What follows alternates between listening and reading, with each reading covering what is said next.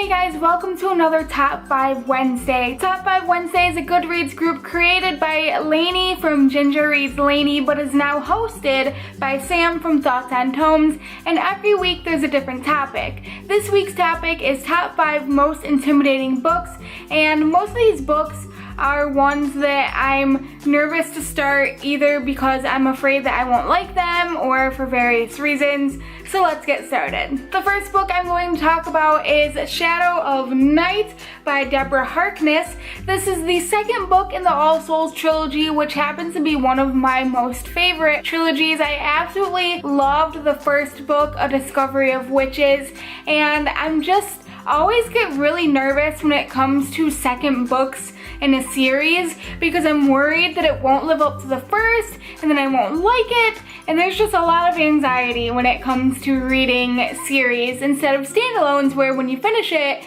it's done.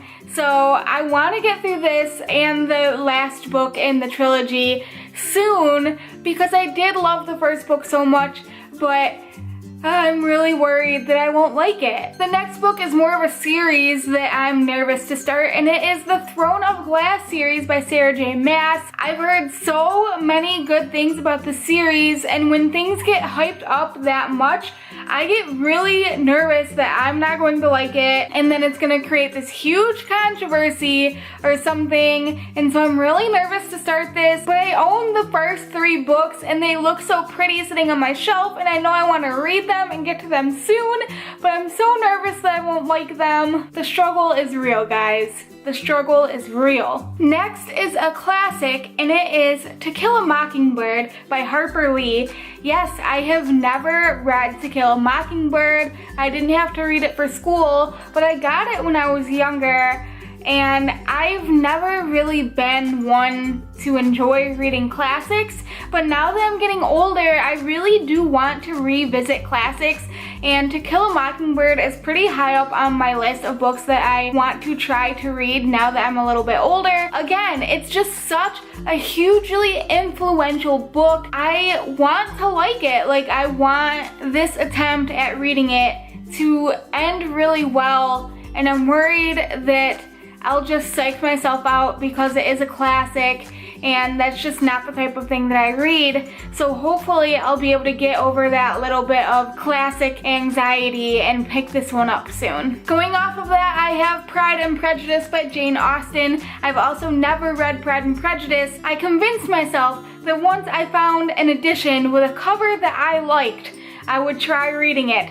And I really love this cover, and I need to attempt to read it at least. I just have never liked reading classics. The language has always been a little bit too difficult, a little bit too dry for me to read, and I want to like it. This is my best friend Allegra. Shout out to you, Allegra. This is her favorite book of all time. Well, pretty much anyway. I got her a personalized copy for her birthday last year, I think, where her name is like the characters in the book. So that was pretty cool. But I just really want to read it. I want to read it for Allegra. I want to read it because it's a classic. And everyone always talks about the romance in this book and how influential it is. I don't know how to contribute to those conversations because I haven't read this book. And the last one I actually got from the library but had to return because as soon as I got it, I was so intimidated by this book. And it is 11/22/63 by Stephen King. This book is a monster. It is over 800 pages long, and I don't have that kind of time to dedicate to a book that big at this moment. It was so intimidating. I finally decided that I was just going to purchase it eventually, probably secondhand, and give it a try because I've heard so many wonderful things about it, but oh my gosh, that is one of the biggest books that I have ever seen. And those are some of my most intimidating books. I know it's kind of weird to have almost reader anxiety and classic anxiety when it comes to the books that I picked, but especially when I start a series or a trilogy, like I just want every book to be as amazing as the first book and sometimes they're not, and I've had that experience so often that it makes me nervous when I start trilogies and series that I really enjoy the first book because I want to enjoy the whole thing.